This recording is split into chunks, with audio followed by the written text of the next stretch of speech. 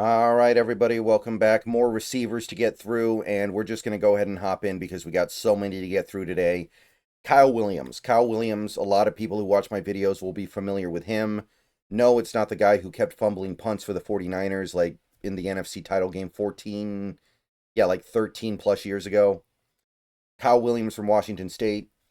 Smaller player for sure. Actually, very small, short arms, small everything. But he's fast. He can burn up the field a little bit. So that's his calling card. And the big boards mostly have him around the fifth. CBS has him in like the seventh.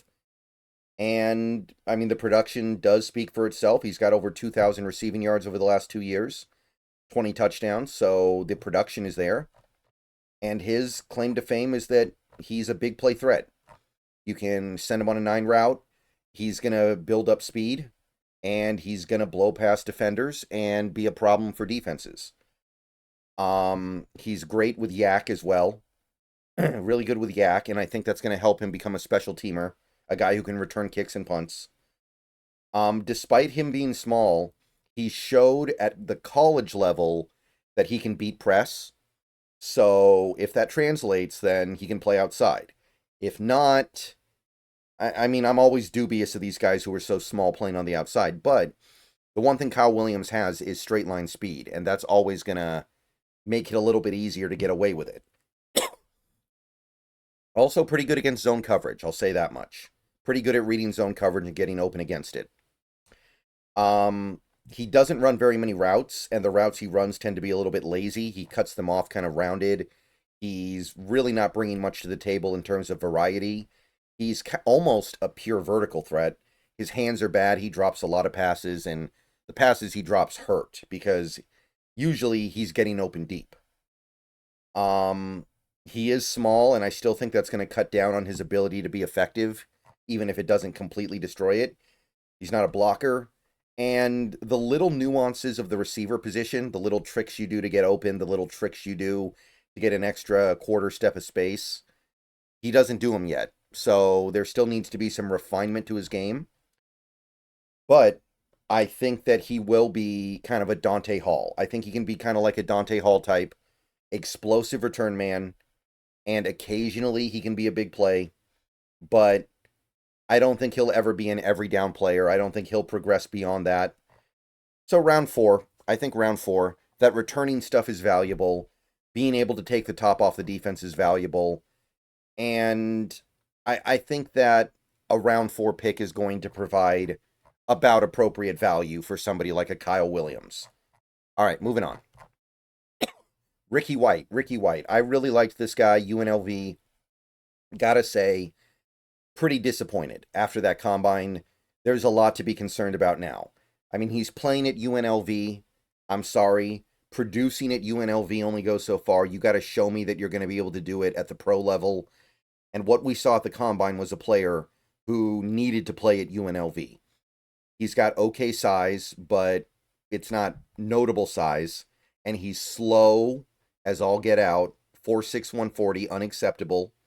Not very explosive, not very quick. Nothing athletically remarkable about him in those regards. Big boards have him in the 5th or 6th mostly, pushing into the 7th even. He's got 2,500 receiving yards over the last couple years, so the numbers are there for him. He's put up the numbers, 19 touchdowns, 160 or so catches, a lot of catches, 170 almost. So, can't deny his production. He understands how to get open against zone defense. He produced a lot as a vertical threat at UNLV. He's a good ball tracker, trying to find the deep ball over his shoulder. He is talented at the catch point. He has a lot of little things he understands how to do with his hands to make sure he's the guy who makes the play on the ball. And one thing that's kind of fun about him, he blocked like 4 punts last year. He's really good at timing up punt blocks. That's going to help. But I just can't get past that 40 time. How are you going to run a 4.6, 140 when you're not even big and be a viable deep threat at the NFL level? Like, I know some people are going to try to draw some comps, but 4.61, that's rough. And again, he's 184 pounds. That's not okay. Um, he doesn't really have strength either, so it's not like he's going to be able to fight through contact. He has nice little tricks he can pull at the catch point, but he's not going to outmuscle people. He's not going to be able to separate from man coverage reliably. And he is probably slot only at the NFL again. He doesn't have the release package you need. So, seems to me that his game will not translate to the NFL at this point, and that's disappointing because I liked this guy quite a bit a couple of months ago, but I knew I needed to see something more than just production against UNLV's schedule, and unfortunately we didn't get it. So, special teams value and maybe a little bit of receiver value, but 7th rounder. I'm not taking him until the 7th at this point. I don't know why you need to. Like, maybe 6th round for the punt blocking, but that may not be translatable either. So, I'm pretty off Ricky White at this point. I know it's just one thing, but it's a bad thing. Jimmy Horn, another very small receiver. This is the Colorado guy, Jimmy Horn Jr. Football is in his blood, but unfortunately, his body didn't agree. He is tiny, 5'8". This is, I think Steve Smith was bigger than this. 174 pounds, short arms, small hands. He's got decent speed, decent quickness. He's a pretty good athlete overall. Change of direction skills are based on the combine, but he is explosive.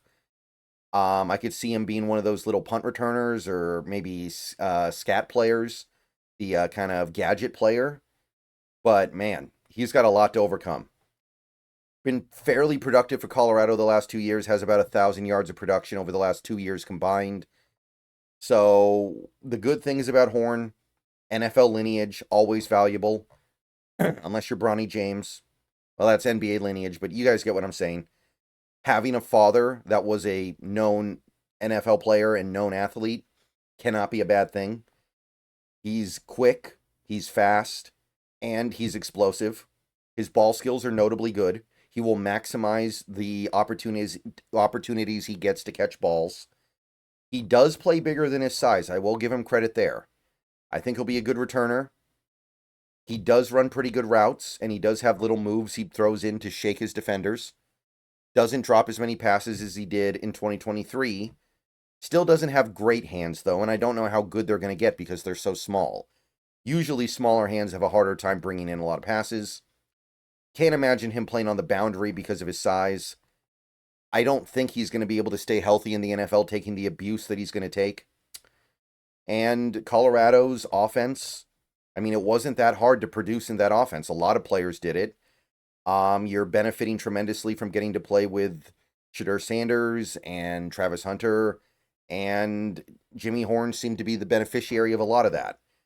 So he gives effort, not knocking him at all in that regard, but I can't imagine a 5'8", 174-pound receiver making it more than once in a generation.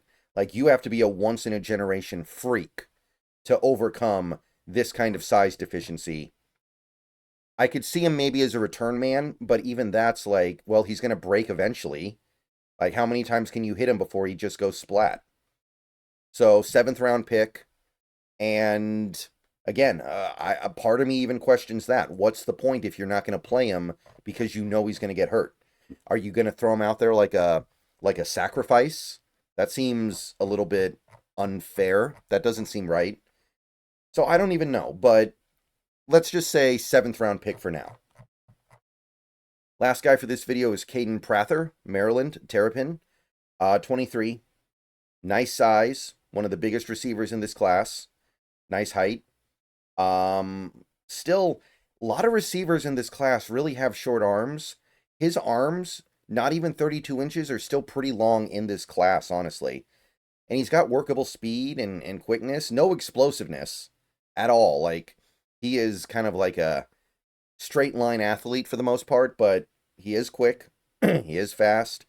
Walter Football loves him for some reason. I don't know why they have him in the 3rd round, but everyone else has him in like the 7th or undrafted. The big board has him in the 5th or so.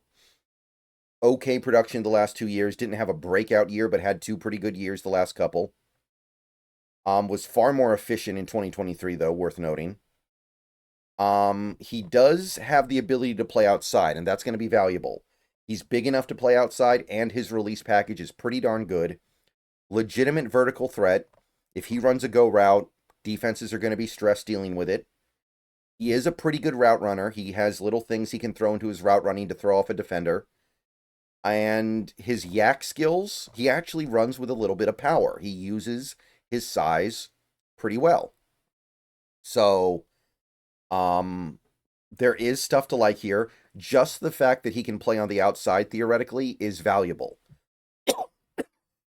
Excuse me. Wow. But no explosiveness, really. Not agile at all. Very much a straight line athlete. Press can still annoy him. Like, don't get me wrong, he's not an elite release package guy. It's just better than typical. His ball tracking is kind of forgettable. His ball skills are not where you want them to be. Loses opportunities because of that. Hands are weak, so that's going to hurt his efficiency. I mean, he was very inefficient last year. 87 targets, 620 yards. It's not all because he had a bad quarterback. He doesn't separate as well as his speed would indicate. He gets a little stuck to coverage, and you end up kind of wishing his speed showed up a little bit more. And overall, I just don't think there's a big use case for Prather. So, straight line vertical receiver, and you need him to be a special teams demon to justify really drafting. So, I'm pretty low on Prather personally. There's just not enough to be into here. And pretty much every positive you have with him has a caveat of like, yeah, but, you know what I'm saying? Nothing is really just, oh, this is exciting. So somewhere between the 7th round and UDFA, not really feeling this one personally. More videos coming soon. See you guys later. Let me know what you think down below, and go Hawks.